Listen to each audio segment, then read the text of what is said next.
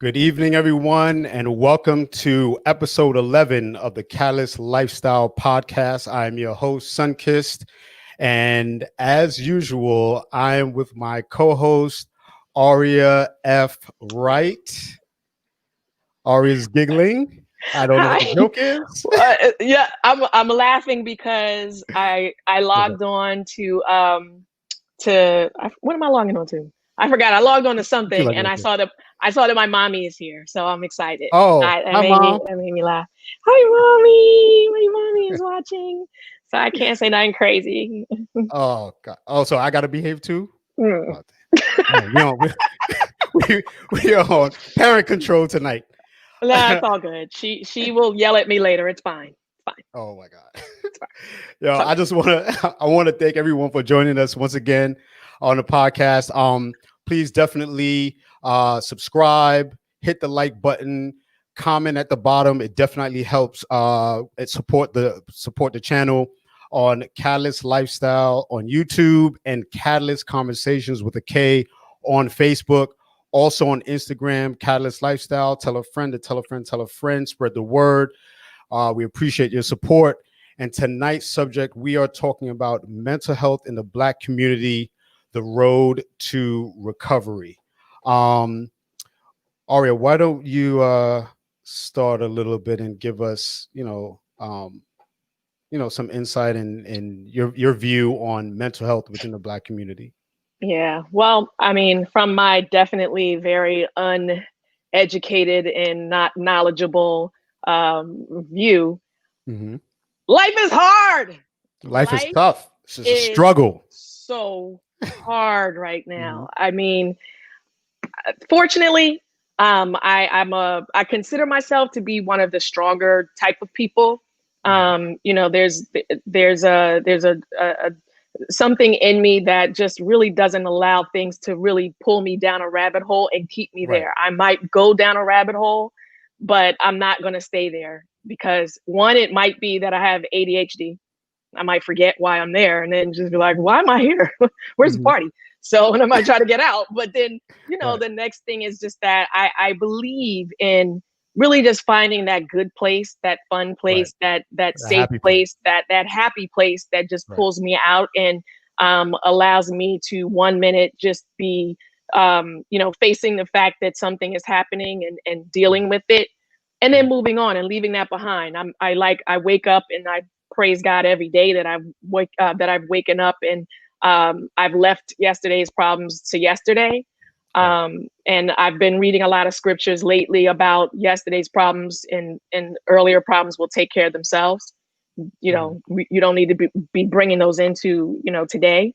Right. So I just really understand how people though can get consumed by all the craziness that's going on, the media, the pandemic, the social injustice, the racial injustice, the fact that they've got 3 or 4 kids at home, homeschooling them while they're trying to work a job that they may have been furloughed from, or I'm sorry, that they may have been their hours may have been cut from, or Right. they're trying to create something on their own and just come out of this in a different way. And it's just like, and then you turn on the news, you turn on CNN, and you see all that's going on in the world, not just within your neighborhood, and you can totally get consumed by it. So it's really important, I think, to find something that you can kind of cling on to that'll Mhm. help you get through the day or get through the hour or minute or whatever. Just find a happy place. So I'm excited that we have some really great people that are coming on today to talk to us and have a really good discussion about it. And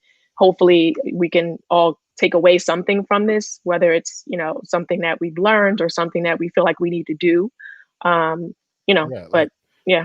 Yeah, I definitely agree with you. I mean, we all go through, a lot of trials and tribulations, and I think it's compounded even more within our community, right? Yeah. And myself going through, I have a laundry list of stuff, but I'll only just mention one thing, which is still powerful, and it's made myself and my friends more united and a stronger unit of brothers collectively. Where one Hmm. of my friends years ago, there were signs of him. He's one of my best friends. We went to high school together. We went to college together. He went to Temple University as well. To And you. to you. And, after graduation, he had like really smart, held down his home by himself while his mother was in the West Indies working. So he was in charge of the household here in New York. He worked at a law firm. He worked for Black Enterprise. And then, there were some behavioral traits that started to change. And my friends saw it in myself as well. But, we didn't take it as anything, and as times passed, that his behavior started to change, but we didn't look at him any differently. And there was one unfortunate night when I got the call that he committed suicide and left us. So I think this episode is we're gonna this is gonna be light but somewhat deep, and the panelists that we have on tonight, I think will give I know they'll give a very strong opinion, and from a professional and personal standpoint. Mm-hmm, mm-hmm.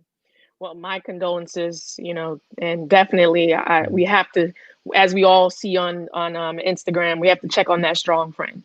Yes. We can't just assume that everyone is okay, Right. because there are a lot of things that people are dealing with, and we're all kind of in this together, so to speak. Mhm. But there are things that people are dealing with inside of their homes, Right. that we're not, that we're not privy We're to. not privy So to. Right.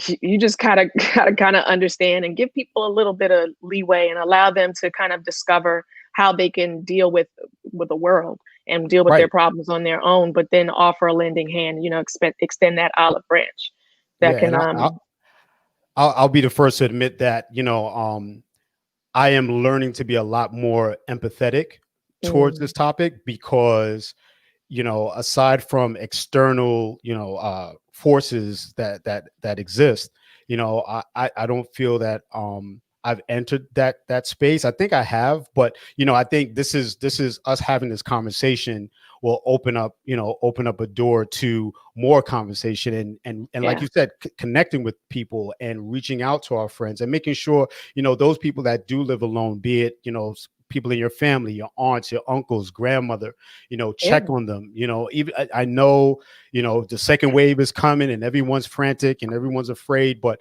this is the time that we need one another, and like we always say on this show, that all we got is us, and that's real. Yeah, absolutely. Absolutely. Well, I guess we can just get right into it, Let's because get right into it. we're not the experts, but we know some people who know some people who might know some people that can help us out. Exactly.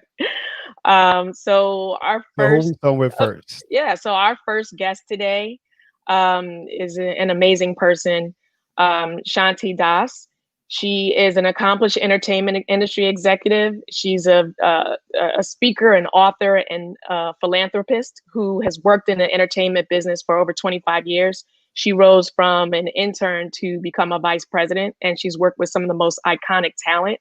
Some smaller groups that you've probably heard of, like Usher, Outkast, Prince, TLC, Erykah Badu. Come on. And she's done such an incredible job with establishing herself. But for years, she suffered from depression and anxiety, and she's also experienced some loved ones who are also affected by mental health disorders. And so her extensive work in the community fueled her passion to start her own nonprofit, which was the Hip Hop Professional Foundation Incorporated, which was rebranded under the name Silence the Shame. And her foundation, Silence the Shame, curates community conversations. They create content and broaden awareness and education around mental health and wellness. So welcome to my friend, the beautiful Shanti Das. Hey, y'all. Hi. Hi, Shanti. How are you? Thank you so much for having me today. Thank you so much for joining us this evening. Yes. Can I just speak to something that you and Sunkist were talking about? It's interesting. Absolutely. About mental health in our community. And I'm glad that you talked about, Arya, that, thank God you actually have the wherewithal where you don't have to take your problems into the next day. But there are so many people that don't have that strength, right? Yeah. So today's show is dedicated to those folks that cannot shake it, right? And they may have a chemical imbalance. And so it's even as hard as depression and our other guests that we're going to have on who are more the experts than even myself. I just speak from a lived perspective, experience, and then all of the work that I'm doing from an advocacy perspective. But a lot of people, y'all, they can't shake it, and they try, and even some of them take medication. And obviously I'm not a medication pusher, but I do know some people that have serious mental illnesses that need their medication as well as, the talk therapy. But I think today's conversation is extremely important, and Absolutely. I'm glad and excited to be able to share my experience and to talk to some incredible experts like the next two guests you're about to introduce. Thank you so much. Oh, I lost you. We lost you. Okay. Thank you so much, Shanti. So we'll bring in our next guest, who is Kanan Jasper, and he's been a business professional and entrepreneur for over 2 decades. He's a native of Brooklyn and always grasps new ideas and transform them into great campaigns. His unique balance of both institutional intelligence and sleek business savvy allows him to navigate all terrains and make alliances in both traditional and non-traditional areas of the health industry. He integrates cutting-edge marketing tactics with institutional structure to give his company, the company that he shares with his brother, acceptance, responsibility, and judgment, aka ARJ, the information to initiate curriculums in any community. And he's used it to create opportunities for brands such as Diageo Spirits, Nike, Microsoft, and Verizon. And he is Mr. Brooklyn, Kanan Jasper. Welcome. Where we at? Hello, everyone. We here now. Hey. What up, Kay? What up? Good people. Let's move this thing along. I ain't got much to say right now. Let's go. Let's go. I like the energy. The energy's great. All right, Ari, you heard the man. Yes. Okay, and then last but certainly not least, we are so excited to welcome Dr. Kendall Jasper to our show today. He is the owner of Jasper Psychological Services, and clinical director of ARJ. Kendall has been a psychologist for over 15 years and holds his PhD and MA in clinical psychology from the University of North Carolina at Greensboro. He also received his BA in psychology from the University of North Carolina at Charlotte. His research focuses on African Americans with mental health difficulties. And then together, he and Kanan, which they're brothers, if you can't tell because they look just alike, they make up the Doc and Dude and the Dude and their podcast, which will be airing next season in January 2021. It takes a brutally honest approach to addressing mental health issues in all communities. And we are so excited that you have come today and blessed us with the opportunity to learn something. So welcome to all of our guests, and we're looking forward to this great conversation. Thank y'all for having me. Let's go. That was so New York. Kanan, slow clap. If you all right.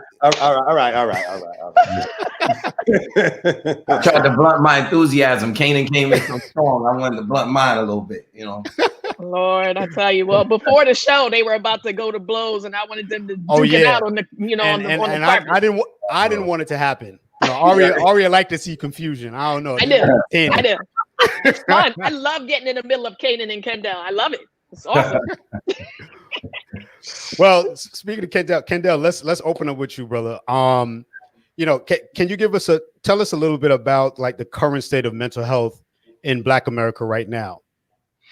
Well, I think that we're starting to see tremendous progress and a transition to much more comfort in talking about our issues, right? From issues of the Black experience to more individualized and personal experiences. And I think Shanti kind of hit on that a little bit with her amazing organization, but also the work that she does, and then her ability, to talk about, her journey, her successes, her failures, her challenges, things like that. So I think that we're moving into an interesting phase of more and more comfort with talking about some of those issues, and then realizing we aren't the only individuals that are experiencing those things. Where we need to catch up is the the supply has to then match the demand. Right. And I think that what I would like to see is, if we're talking about this so much, then there has to be a call of action and an understanding that more and more of us in droves have to dive into this profession to help us, so we can meet the demand of our people. Right. I get telephone calls, I get DMs, I get emails all the time from people who are all over the country who are in need of someone to talk to in that area. And it's not the easiest thing to do to find a professional, then vet that professional, and then say, okay, after talking to them, this is someone that I would recommend, because I don't just loosely recommend someone after I just Google them or go on a website, because that's how important that relationship is. Someone, as a patient, and that patient therapist relationship. So I obviously very pleased with more conversation about it. I think that as we talk more about it, we get a better understanding of how hurt Black people are. Right. For all sorts of reasons. Can I just add to that, like to Kendall's point?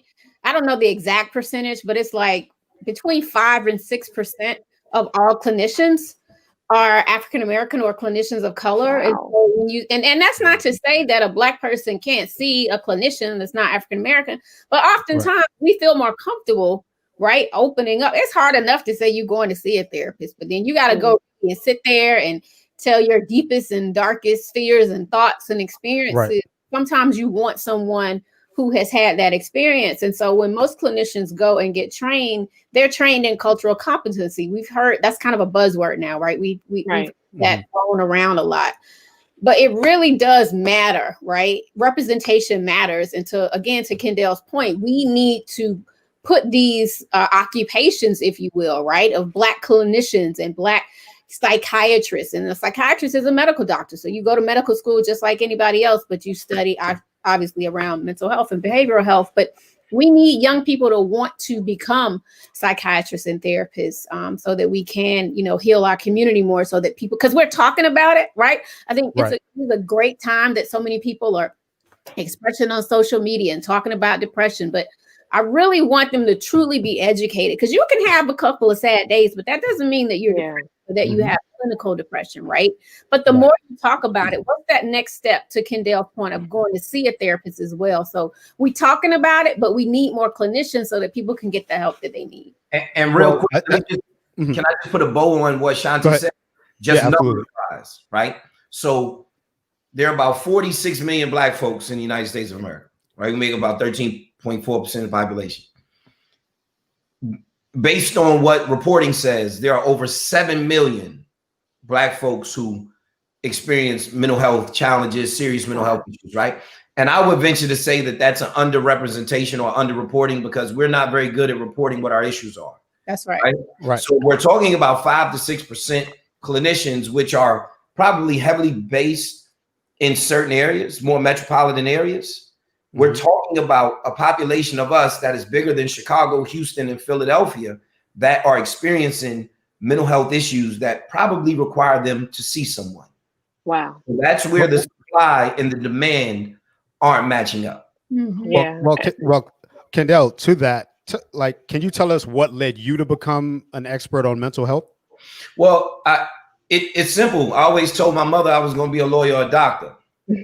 Right. And clear cut. And I wanted to keep that promise, just keeping it real. So after my dreams of being a pro athlete, faded away in my decision, you know what I mean? Because I didn't want to chase basketball through Europe and everywhere else to get a check.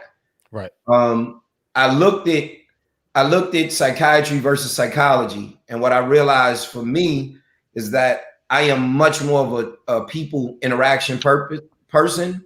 And psychology provided me more of an opportunity to interact with people and help them address their issues, and not just run with med management appointments, 4-5 appointments in an hour, 15-minute med checks, get people out of my door.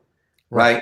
And then also PhD was the original doctor anyway. So I like being, although I'm the baby, I like being one of the first. So having a PhD kind of gives me that bragging point. Okay. Yeah. I just want to also go back to really quickly, because I know we have so much more to get into, but I'm from the South, and I always, you know, and I think that a lot of other people can identify with this too. When we have members of our family that may not be, you know, that may need help, we don't acknowledge that. You know, we just kind of pass it off like, oh, that's crazy Uncle Bob, that's this person, oh, that's just such and such. And we kind of sweep that under the rug and we don't deal with it. So I really do hope that, you know, nowadays people are more open to finding the help and getting the help and recognizing that they need help, and recognizing that their brother might need help or their sister might need help, and there's nothing wrong with that. So that's just all I want to say. But and let me just say to that, like that, and I, as an advocate, I say that a lot too, Aria. But what I'm finding too, especially in a lot of rural areas, because Kendall talked about a lot of the clinicians being in more of the metropolitan areas. In rural areas, and if your cousin or uncle or auntie or spouse or husband, you know, is a full-fledged adult, it is really, really difficult to get them to buy into seeing and to seeking help. That's why we got to start educating early on. That's why I think it needs to be in the schools. Even just like, you know, you have PE or whatever, or sex education or whatever. You need, mental health needs to be in the schools at a very early age. I know like New York and Virginia and Florida was starting to incorporate like X amount of hours per semester. Implemented for that. Yeah. So it's got to start young, because there are people that I can name, family and friends, that could really use a therapist.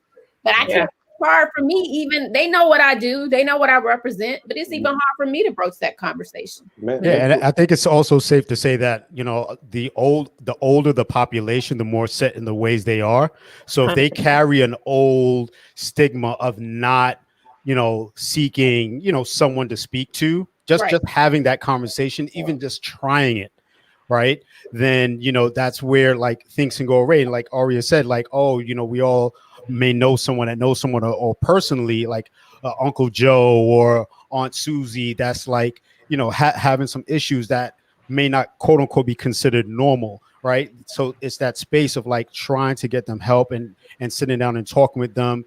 And then, like you said, Shanti, making sure that we start implementing, you know, stages and areas within this country, within these cities, you know, especially within our communities, that, you know, we start from a young age. And Shanti, can you, you know, if I you know don't mind, to say something real quick. Ken, go ahead. I was going to address. Can you hear me fine? Yeah, you're good. You know, as it pertains to our older population or our consistent behavior, you know, we've had to adopt some practices that was forced upon us, some coping mechanisms that would led us to survival, right? So when you talk about these rural areas, our older population, the only place that we used to have to express these areas was probably church. You know what I mean? So the preacher, you hear a lot of preachers like, oh, Dr. Preacher and all this, because that's kind of what they served as, even though many of them weren't or aren't equipped to address with some of the issues that we were facing. You know what I mean? So we look at spirituality often from a religious context, when it's not just that. You know what I'm saying? Your spiritual, your mind, body, and spirit are intertwined. So we need to be instituting mental health practicing as early as birth, and we need to be as serious about it as we're as serious as we are about our tapered religion. You know what I mean? Because you can't possibly apply a way of life or certain things that you interpret if your mind is not right. So if you don't know how your mind works, then you're not going to be able to properly exercise your religious practices, your everyday practices. You're going to run into stumble after stumble, because we have been the victims of some serious mental games that have been played on us for centuries and centuries and centuries. So to think that we're going to come out of it just because or by osmosis, it's not going to happen. It has to be a practice and some sort of regimen, attached to that lead us there. That's amazing. Yes. And Shanti, would you mind like giving us like a brief story about what made you decide to focus on mental health? Sure. So my father took his own life when I was 7 months old. And I had a sister that was 8.5 years my senior. My brother was 5 years older. So growing up in African American culture, you know, we didn't talk a lot about it. You know, to Kanan's point, you know, we utilized religion, right, to kind of use as a coping mechanism. And so my mom turned to her faith, but I do feel like she was depressed for a long time. So long story short, I kind of buried a lot of my feelings. And as I got older and got successful and started working in the music business, as I started experiencing a lot of challenges and things that brought on stress in my life, I didn't have healthy ways to cope with that stress. And so then it started turning into anxiety, even depression. And I remember the first time that I dealt with some serious adversity in the workplace was around 2001. And I was like breaking out. I wasn't sleeping. I was extremely stressed out. I was getting anxious at work. And I remember just saying, maybe I should just kill myself. And so I know a lot of people, we throw that term out sometimes as younger than young people, but like it scared the crap out of me because my dad had done it. And always in the back of my head, I thought, damn, is something wrong? Excuse my language. Is something wrong with me? And so it just, you know, took a toll on me. I did start seeing someone, a counselor at the time, but I only did it for about 3 or 4 months. And then fast forward in 2009, my mom developed Alzheimer's. My uncle passed, who was kind of like a dad to me. I developed some health issues. And so it started snowballing with my emotions. Right. And so the anxiety crept back in. And then I really think that's when I, you know, started really experiencing depression. And then in 2014, my best friend took her own life the same way that my father did. I talked to her the day before it happened, so I blame myself for that. And in 2015, I came close, kids, to taking my own life. And once I got the help that I needed, which wasn't easy, but I called the Suicide Prevention Lifeline. And ironically, my pastor, Dr. Raphael G. Warnock, who's actually in the runoff, shout out to Georgia, January 5th, he told me, I'll pray with you, but you got to go to the doctor. He was like, you need help. And that's rare, you know, because usually, you know, I think all of you guys have talked about, you know, praying about it and hoping that it goes away. But my pastor actually encouraged me to go to the doctor. So I did start on antidepressants, and it really helped me a lot. And eventually was able to wean myself off of them and just knew how important this work was, because I started talking a lot about what I had gone through on social media. And I was really afraid, even for people like Kanan, who I've known for years. As a peer and a colleague, I was embarrassed for people to know that I thought about taking my own life. But then it was like God just placed this calm over my spirit and was like, this is your testimony. Like, you got to use this. You got to share with other people. And it just snowballing, and the support that we've been getting. And now, you know, I speak for corporations like National Geographic, the NBA, Sony Music, ATV, you know, Warner Media, all these companies. And I'm realizing like, wow, it is actually not as uncommon, you know, as I thought it was. And so many of my peers, I get calls all the time, you know, 2-3 times a week. My cousin, you know, needs help. My sister needs help. My brother needs help. My spouse needs help. I just got a text earlier. A friend of mine's frat brother took his own life this morning. That shook me to the core, because I hate when anybody that I don't even know takes their own life, especially an African-American brother. It's a lot of work that needs to be done, and I'm 100% committed to doing this work. So it's an honor, again, to be on the show today and just to do this work for our community. Yeah, well, thank you. We definitely thank you, and thank God that you are here to, you know, he's working through you in order to help others. And let me say this. Let me just say, because I've been even giving people flowers. Go ahead. Kendall and I really didn't know each other other than through the phone. I knew Kanan, but Kendall has helped one of my family members. And even before my sister passed away, he started helping my sister and one of our other family members. And I just want to say thank you, because, you know, a lot of people talk the talk, but they don't walk the walk. But this brother came in and was like a godsend to our family, just being there, being in the ear and trying to help us out. And again, my sister's no longer here, but I will forever be grateful to you, Kendall, for what you did for our family. God bless every one of you. They always say God has a wonderful plan for your life. And I mean, personally, I know all three of you very well. So I'm just so grateful that you're all here, that you've stayed the course, and that you're doing the work that you're doing, because it's amazing work. And without you you know, talking to people and making them feel comfortable, because each of you are so amazing, have great personalities. You're so well liked and so well loved, because there's a difference. There's a difference between being liked and loved, and there's a difference between being that person that's out there. You know, that person that's got a whole lot of followers on Instagram, but people really love you in real life. So I, for one, am so blessed and honored that you even decided to come and have this conversation with us today. I'm gonna pull it back though. Can I just say something? And I think that, right, we've talked a lot about messaging matters, right? Imagery and messaging matters, right? So, you know, obviously I look up to, you know, Aria, Shanti, Kanan, right? You know, as elder statesmen and stateswomen, right, to navigate the space, right?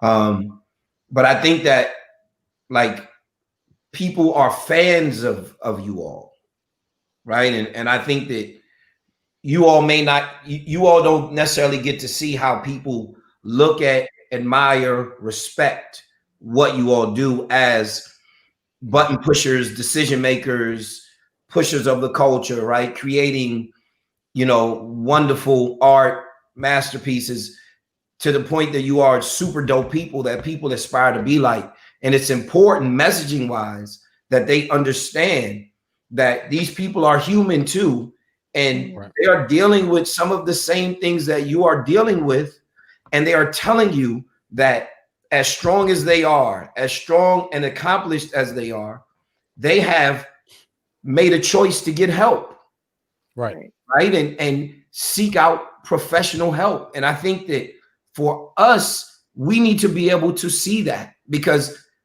people are listening, and they are listening to it all. And for them to hear, you know, my life is, you know, very, very similar to yours, right? I have people in my family who have had mental health issues, drug addiction issues, domestic violence issues, and it's weighed on me, but I made a conscious choice to get the professional help that I need. And that message matters. It is extremely important.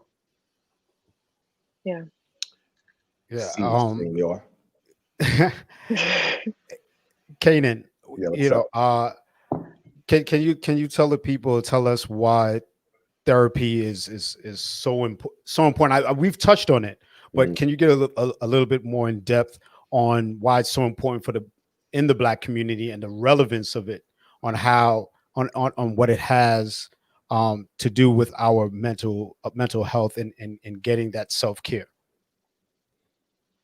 Okay, why is it so important? All right, let me shape this in a certain way, right? So that's why I called on you. There are things that have been done to us specifically that has been done to no one else, right? I don't ever want to hear from anybody, yo, slavery was so long ago. Speak on it. You know, when it was practiced for so long, right? You know, basically, we've been denied our basic humanity by law, right? We're unable to read by law, write, own, marry by law. You know, so basically we were treated like animals, right? So if you put an animal in a cage and didn't allow it to grow naturally, then it will develop deformed in some ways. You know what I'm saying? And then when you see the deformity, it's easy to point to the deformity as opposed to the conditions that created this situation. You know, every one of us have some things in common. Every one of us, without a doubt, we've seen our friends at a young age get killed. We know people, young sisters and brothers, who've been molested. We've seen abuse from others, and even subsequently from ourselves. You know what I mean? So our pain pyramid is extremely different than anybody else's on this continent. We're the only ones that have been slaves on American soil. Right? So that leaves us what? It leaves us psychologically homeless, because everywhere you go, there's trauma. Every part of your life you go to, there's trauma. And it takes a special kind of person to deal with it. We cope with it, but you can develop certain things. You develop, you know, inferiority complexes. low self-esteem, maybe over-aggression. You know, there's some things, you know, that we've been extremely, and then we've been programmed, you know what I'm saying? Like the type of stuff that gets fed to us is unlike anybody else. You know what I'm saying? We talking about media and entertainment. Nobody has a steady diet of negative stuff being put into their head. You know what I'm saying? Nobody else's music does to its own people what we do. And like I said, I love all of it, but I would like to see balance. I like to see a counterbalance. You know what I'm saying? So you can make some sort of accountability, right? But just because somebody getting a couple dollars don't make it right. I don't care what, you know, because how valuable is your soul? How valuable is your mental state? Right? So that's why we need to come to a corrective place on our mind, on reestablishing. I remember there's a scene in The Great Debaters where Denzel and Nate Parker is talking, and they were going back and forth, and Denzel approached them, is like, yo, so many things been done to you. So I and every other professor on this campus is here to help you find, take back, and keep your natural mind, because obviously you have lost it. You know what I mean? And that's what is going on to us. And that's why we need to seek out mental health. All of us. Let the church say amen. That's right. That's Amen. right. So when did it be? So in your opinion, when did it become normal? Like, or has it? It's not normal yet. It's not normal. We're in such an abnormal state. How can it be normal when we're watching our brothers and sisters die on TV and in front of us, and before we can't even recover? We don't even have an opportunity to recover. You know, we watching policy that gets made that doesn't have us in mind. You have political, you know, there's all kinds of stuff. So it's not normal yet. You know, we have to make it normal. So things like this and us spreading the word and basically repetition. Our brains, we're creatures of repetition. So whatever has most access to the brain is what's going to control it. So we got to pump this out. Would you, I mean, but then how about when people, would you say it's healthy to recommend, it's healthy and recommended to diagnose ourselves then? I mean, do you have, or are you treading on water? When everybody can do a self-check, right? You know, if something's not feeling right, you know. I think what we have to do is understand that it's nothing wrong with feeling a little bit off. You know what I mean? If your arm is hurting, you're going to go to the doctor, say, yo, my arm been bothering me. If there's some things that are troubling within your minds, your thoughts and stuff, then go to a doctor, and see what's happening up there. But when is that time though? Like when is that time? Every day. I probably need to go right now. I would recommend once a quarter, right? I think that this is, we want a physical once a year, right? And I don't even think that that's enough to get a done. I think that once a quarter you see someone that is an expert or licensed in the space. And there are definitely things that you can do to check in on your own. You ask the question, bro, people do it anyway. That's why WebMD was created. Right? People come in my office all the time and they have diagnosed themselves to a T, right? Like, doc, I was online, I printed out, I experienced this, and that on the side. And I'm like, okay, well, let's talk a little bit about it, right? And see how accurate you are with that. So, you know, there's an appetite for it and an audience that exists for it. So I think that, you know, it happens. What I also think is that, you know, we have to create an infrastructure to be able to help and take care of ourselves. And what I mean is collectively participate in a soothing and healing process, right?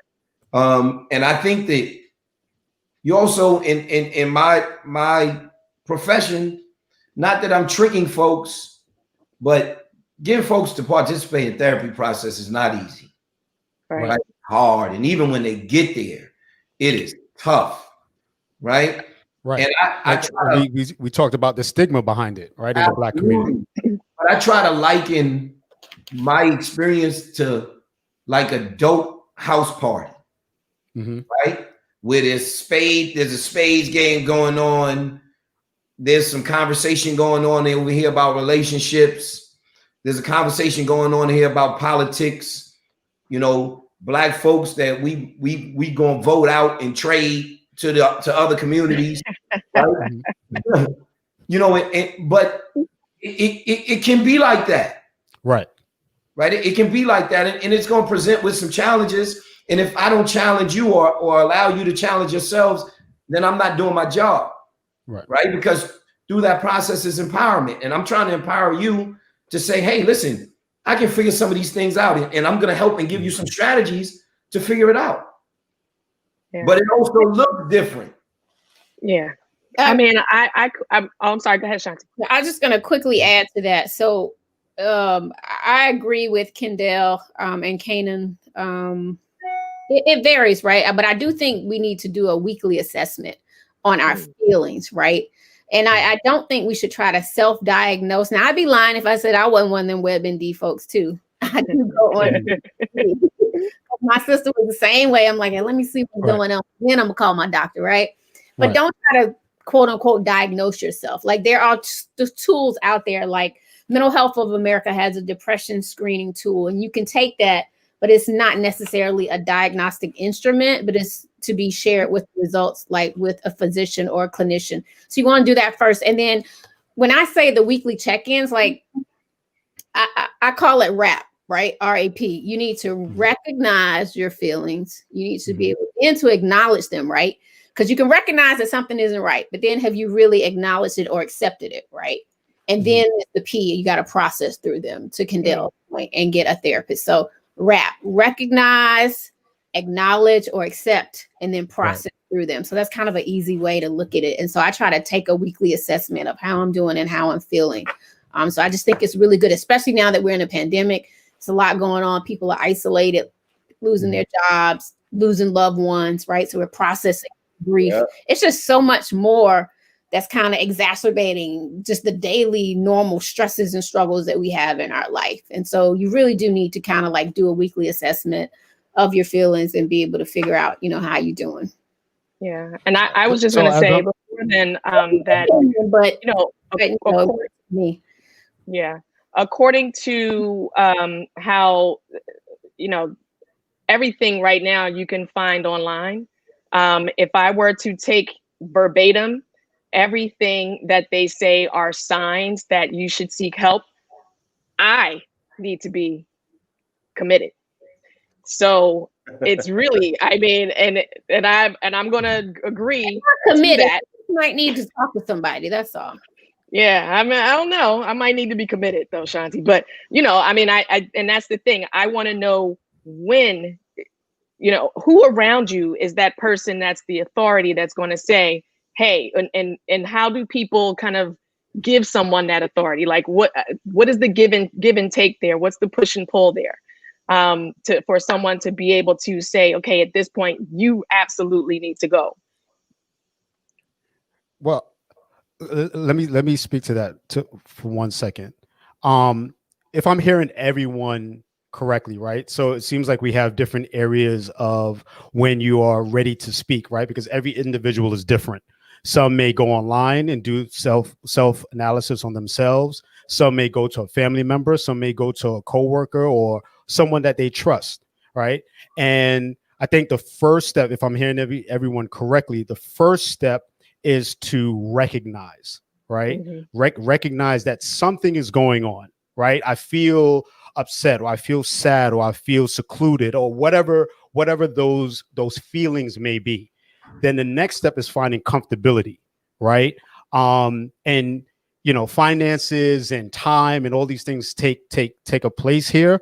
But I think the first thing is to find comfortability, and if it's with a family member, friend, you know, sibling, or whomever it may be, I think that's the first step. But Aria, go ahead. You wanted to pose that question to the panel. She did. I think she did. But I think one of the first step is acceptance of this category as a real thing. Right. Because before you could, you know, like you might recognize something, but then don't have a destination for it. You got to establish the destination. This, you know, mental wellness is a real thing that should be implemented in us. This is the most valuable thing we have. Right. So we have to reestablish this as the institution. You know what I'm saying? Your mental awareness, you know, and education should be at the forefront of all education. You know what I mean? You can't think if your mind is not right. You can't critically think if you can't make decisions if your mind is not right. So you have to accept the category for what it is. It is the overwhelming masthead of your functionality, right? So before you start recognizing things, you got to accept it for what it is. And we got, you know, and understand that there's a place in that for us. Right. Right. So that I'll start that out, you know, Kendall, I don't know if you want. Let me say, you know, it's like typical psychologists start using some big words. We need to heighten our introspective ability. Right. Introspection. Okay. Right. It's a cornerstone. It is one of the cornerstones of what we teach people in a process. How are we going to teach you and help you go through a process of being more introspective? Starting with yourself, looking inward, identifying maybe what you could have done differently, address the things that are going on with you and how they may be perceived, or how you are then thrusting or impacting others. Right. So that introspective process is a learning me process. Right. And part of that is the ability to recognize when things aren't quote unquote normal for me. And if they are outside of the realm of normal, and then understanding why, right? I think that being realistic about saying, hey, I'm feeling depressed, but it's mainly situational. I lost my job. My relationship is rocky. I feel my relationship with my children is changing as they are getting older, and they are no longer relying on me in the same way that they were relying on me before, right? I've seen some violence, some secondary trauma that doesn't sit very well with me. So, you know, the cornerstone of it is about being introspective and first addressing the things that I have going on, right? And that's a process, and it's about education and resources and practice and role play and all kinds of things in a therapeutic process that you then walk out of there saying, okay, I can put this into use. And I don't have to be around my clinician or my therapist in order to put those things into use. Right. The factors that do not work in our favor about seeking help or just overall mental health. Can we expound a little bit on some of those factors, such as like medical insurance or health benefits, financial assistance, the career that you have? Like just the ability to carve out time in order to make that time available for oneself to seek help from a therapist. Yeah, but now we're talking about systemic racism, right? And that lends itself to our access to resources, access to education, access to financial stability. Majority white households make 17 times African-American households. You know, white folks, if I'm quoting this correctly, white folks without a high school diploma make 6 times more than black folks with a master's degree. Right? So we're talking about a system that doesn't lend itself to us being able to come up for air in order to have access to adequate health care, right? We don't have community health centers anymore, right? The schools in our neighborhoods are limited in their ability to deal with children, but also have outreach for the parents of those children in those neighborhoods to be able to point them in the proper direction. So it's still part of a dehumanizing process that we're coming out of. You know, and we have to use some of these things to our advantage, the technology, the access to being able to get our message out on our own platforms to then point in the proper direction. Well, Kendall, speaking of technology, how does social media harm or help with self-care and mental healing?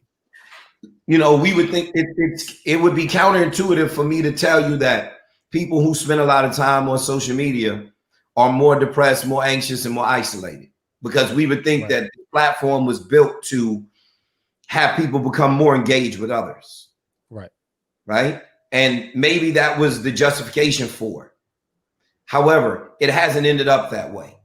The more and more we look, the more and more we compare, the more and more we see content that probably isn't appropriate for us to be looking at over and over again. And it does not lend itself to us having positive thoughts, positive emotional responses, a reduction in stress, and then the ability then to express how we feel about the things that we are seeing, watching, and letting into our space.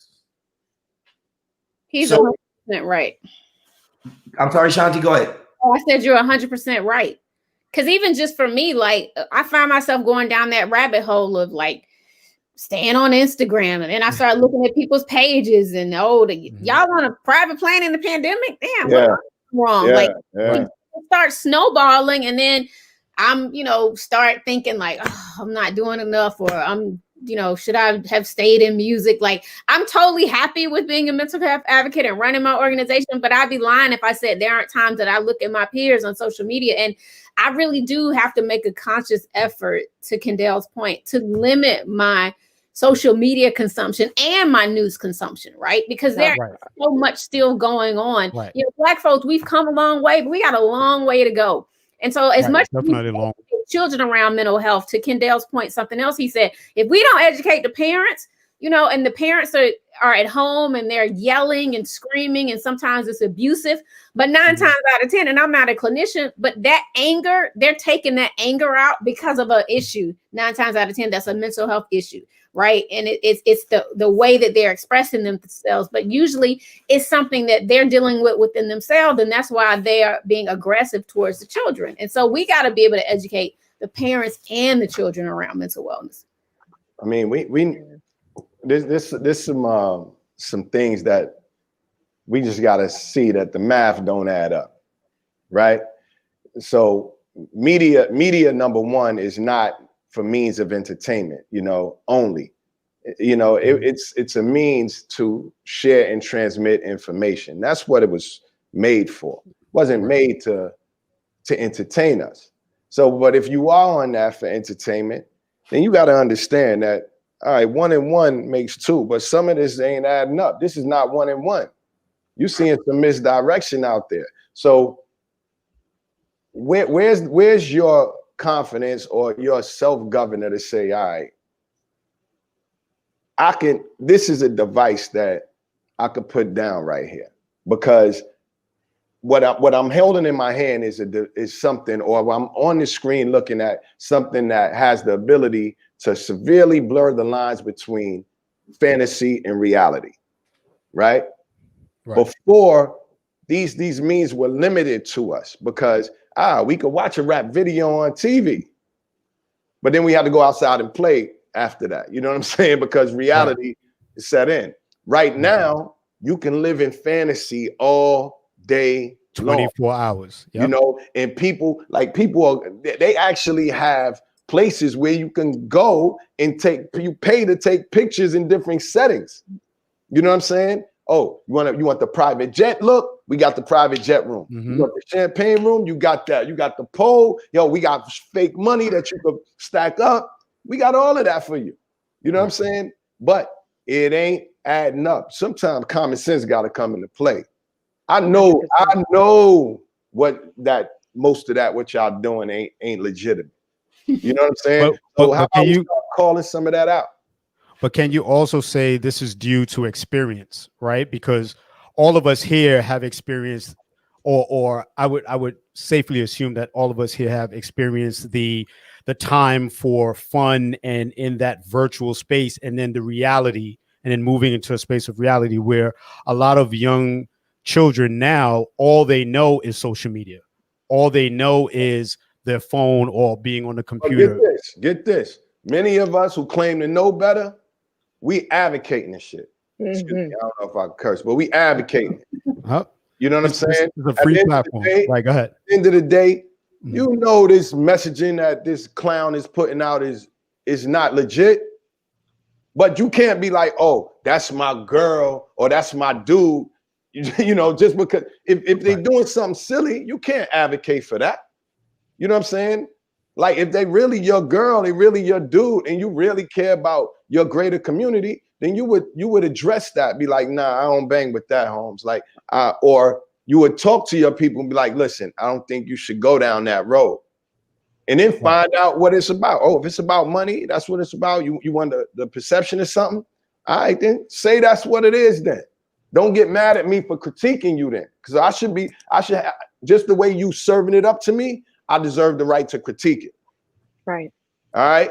If I'm saying it, you should be able to approach me on it. I don't mind if I put something out there, please approach me on it. Please. You know what I mean? And everybody should feel the same way. Well, this question, in conjunction to that, this question goes out to everyone, and anyone can just jump in. So how can we change the narrative on seeking help? Right. So if everyone's caught up in their own space or people may feel reluctant to speak to people, then how do we as a community help to change the narrative, right? From all the inequalities that's going on right now between police brutality, how we're viewed by society, how we view one another. How can we change the narrative? Establish our own media channels and to tell our own messaging. All right. That's part of the reason. You need mediums to put out proper messaging that will allow people to think differently and a healthy diet of things. That's one way. It's not, it's so much stuff that has been, like I said, has been done to us. It ain't just one thing, but we have to establish some institutional things that we can rely on time and time again, because this is institutional warfare that we're facing. The miseducation and economic castration, mass incarceration, these are institutional things. So if you think we're going to come at it with just emotion and without some sort of structure or institutional makeup, then we fooling ourselves. We come into a gunfight with a toothpick. And I'll just add to that. You got to start in your own households and in your own small circles and communities. Absolutely. Because, you got to set the precedence for your family, right? So if there's an issue, you got to speak up. Or if you see Uncle Charles or your cousin or your brother or somebody, that really needs to help. And I'm not saying, you got to be forceful with them, because mental health it's a tough subject. Mental health, very sensitive. Mental illness. But because of the stigma that still, surrounds the subject, you got to figure out a way to finesse it. And we need to bring more empathy than sympathy, because I don't need you to feel sorry for me. I just kind of need you to understand where I'm coming from, understand I'm not having a good day, and understand that sometimes I can't get out my head. I can't get out my thoughts and in my own feelings. So start right in your own household, within your own little support circle, your crew, your boys you go ball with, during the week, or your girlfriends, y'all on having a little cocktail Zoom, whatever. Whoever is in your close knit within your family and friends, start there. And then let it grow out and you build it out into the community. But if you talking all this smack to everybody else and you're not handling business in your house like anything else, then we're never going to really erase stigma like we need to, within the community. But you gotta, again, walk the walk if you're going to talk the talk. And let me just say, from a licensed doctor standpoint, right? You have to have, from my perspective, you have to have some intrinsic motivation to want to help your people. Yes. Right. I didn't go, obviously I went down this path because I made a promise to my mom, but I went down this path because I have a genuine love for helping people, to the point where there's a lot of time, energy, and effort that is done that doesn't add up in the bank account at the end of it. Right. And that doesn't make it any less fulfilling for me. But I get up every day with the intent of, trying to help, trying to understand the importance of getting the message to us and our people about the help that we provide and the help that we need, right? And do it in a way that doesn't ostracize them, right? People all, I'm gonna be real quick, but I try to be the antithesis of what you would think a doctor would look like for part of that reason. Because I need you to understand that there's already a difference in separation between you and I, because you came to see me because you were having issues. Right. The way that I'm dressed, you know, doesn't create any more separation there.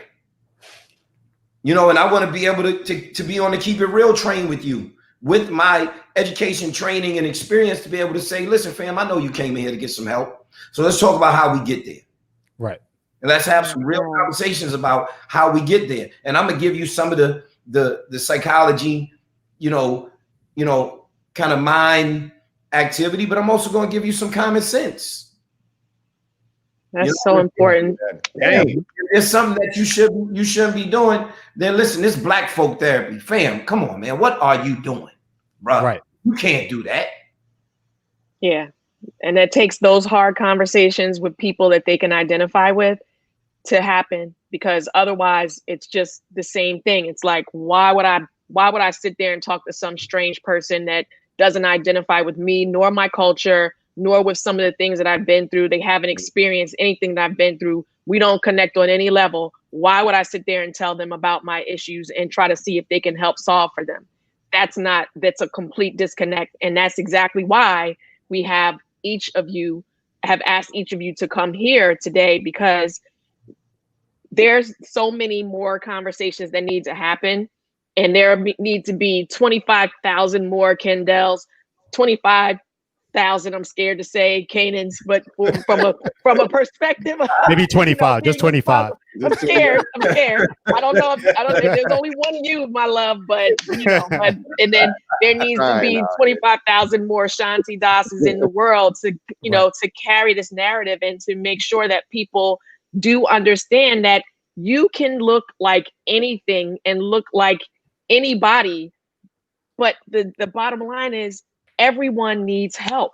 And if you get to a point where you need help and you don't have anyone to turn to, then you're going deeper in the wrong direction, and that's not healthy for anybody. And many of us, go ahead, Shanti. Go. I was going to say quickly something that we can do starting tomorrow. That sounds so simple, but you know how we quickly throw out there, hey, how you doing? Because you really don't expect to get a response anyway. It's just the polite thing to do. But ask somebody, how you feeling? Because when you ask somebody how you feeling, it's a lot different, at least in my opinion. Because then I'm gonna really share some feelings and some thoughts and some emotions that I'm going through. So try, if you're really concerned, just be like, yo, bro, like, or sis, how you really feeling? What's going on? As opposed to like, how you doing? Because that's so freaking cliche, and it's something you just say in passing every day, which you might not give a crap. But if you really give a crap, ask them how they feeling. Yeah, by the time they ask how you feeling, they're already down the street. They don't care what you say.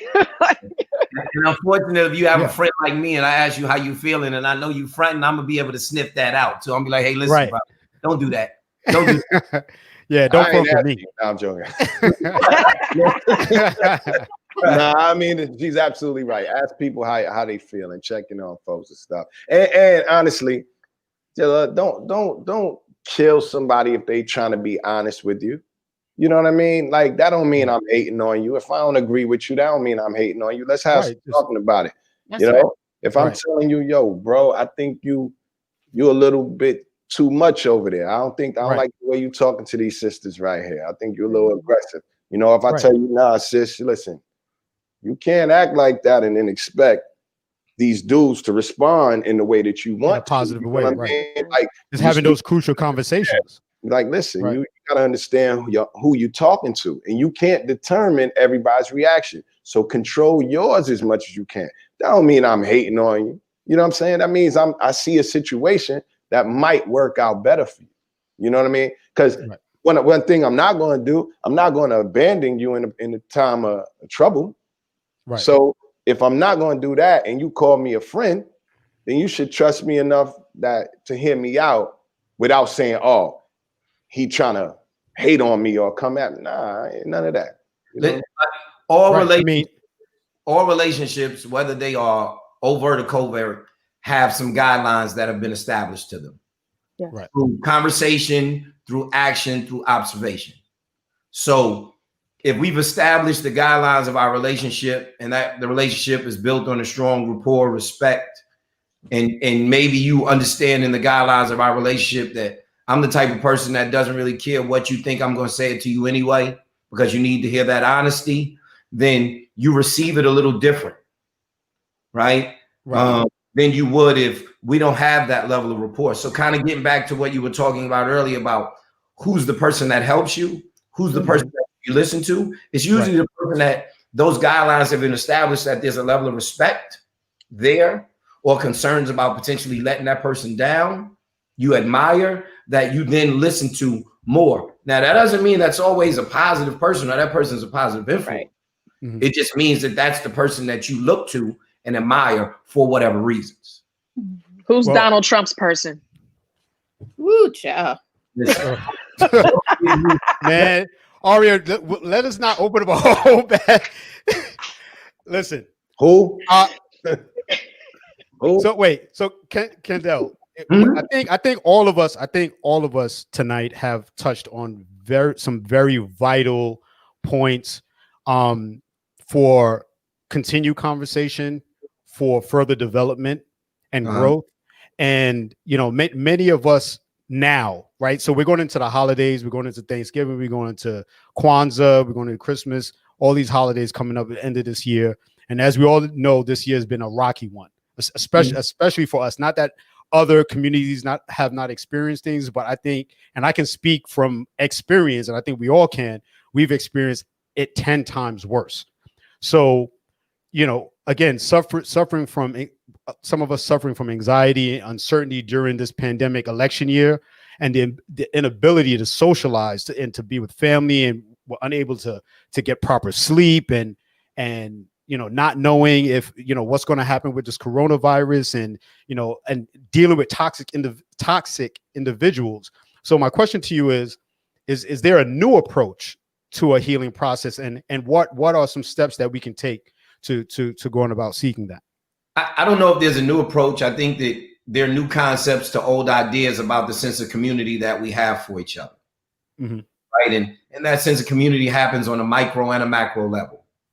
Right. And if we're talking about our entire community, a lot lately, we're running to the idea that financially we need to level the playing field to, create resources and access to information and wealth, yada, yada, yada. But wellness needs to be at the center of that. In order to receive what we're hearing, and then in order to do right by us when we do receive all of these, advancements in finances and closing the wealth gap, we have to be ready mentally to receive that, right? Because if we aren't, then we're going to destroy ourselves from the inside, because that's part of the plan that they've set in place anyway. So wellness has to be at the center of that, because if you're healthy, you can be productive. And if you're productive, more often than not, you can be happy. Right. And you can assist others.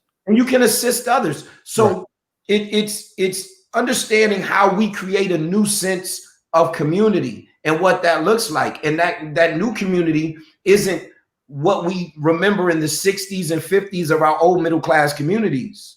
Right. Because we're scattered all over the place. It's this type of form as we create this sense of community using technology, the ability to reach out to each other on a consistent basis and hold each other accountable in terms of check-ins. What are you recognizing? How are you feeling? As Shanti just said, right. Work on being introspective, right? I'll leave you with this. People love to come in and talk about people who aren't in the room. Right. And for me, although it isn't a cardinal sin, I don't necessarily want to talk about the person. Let's talk about what you could have done differently. Right.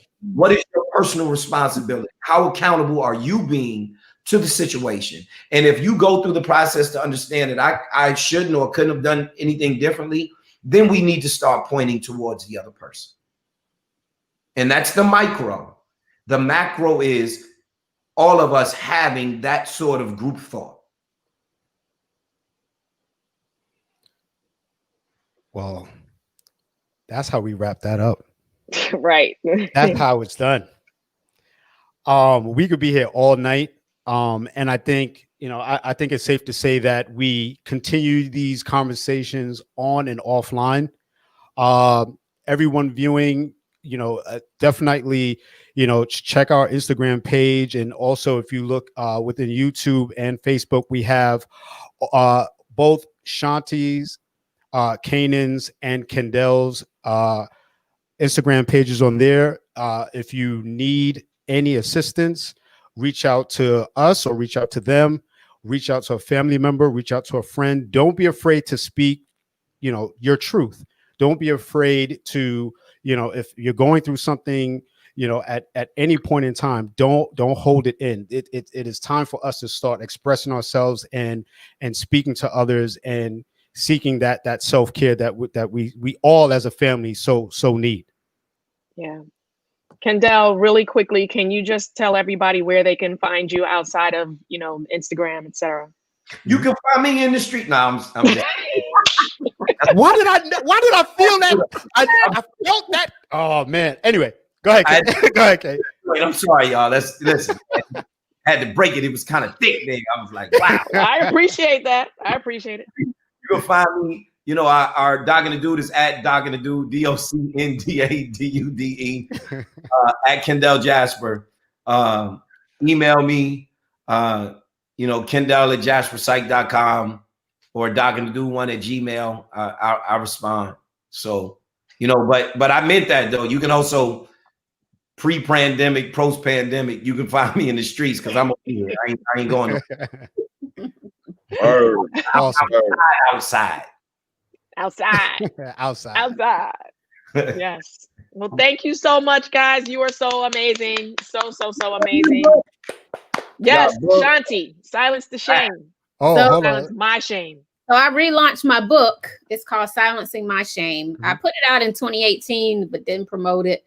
And then my sister passed away, as I mentioned before, last year. And then I talk about forgiving my dad. So it's available on my website, www.shantidas.biz. And if you need a speaker or need somebody to curate some conversations for your corporation, I'm your girl. So you can, again, reach out to me through my website. And follow us at Instagram, and silencetheshame.com is our website. All right, and I'm afraid to go here, but Kanan, do you have any last words? Man. Yeah. You know what? Look, see, this is tough. Check this out, right? In closing, we got to understand that, we can have fun, we could with it, but on a serious note, we have to fight back for our humanity. You know what I mean? We got to establish a tighter and non-traditional community. And there's nobody that's going to do anything for us except us. So let's have a little bit more compassion for each other, a little bit more grace for each other. You know what I'm saying? A little more apologetic, and let's get through some of our surface conflicts so we can be submissive and get to the meat and potatoes of what we have to get through as a people. See somebody, just be a little bit more kinder. Brothers being more kinder to the sisters be a little bit more gracious with us. We got a lot of work to do. And but we need each other, and that's the only thing. If we need each other, then we have to improve on our relationships. That's what I'll leave you with. Is 100%. That for you, son? Yes, it is. Thank you. All right, so we're gonna wrap this up. So I want to thank everyone for tuning in. I want to thank the panelists this evening for joining us and blessing us with their insight, their personal and professional insight this evening. Aria, I want to thank you once again for co-hosting with me tonight on the Catalyst Lifestyle Podcast. And as you see at the bottom, all we got is us. I think that speaks loud and clear. And we love you all. And we're signing out. Peace. Yes. Love. I can't wait to see you guys in person again. Oh my gosh. Virtual hugs. I love you. All right. Thank you again. Appreciate it. And we out. Bye guys. Peace.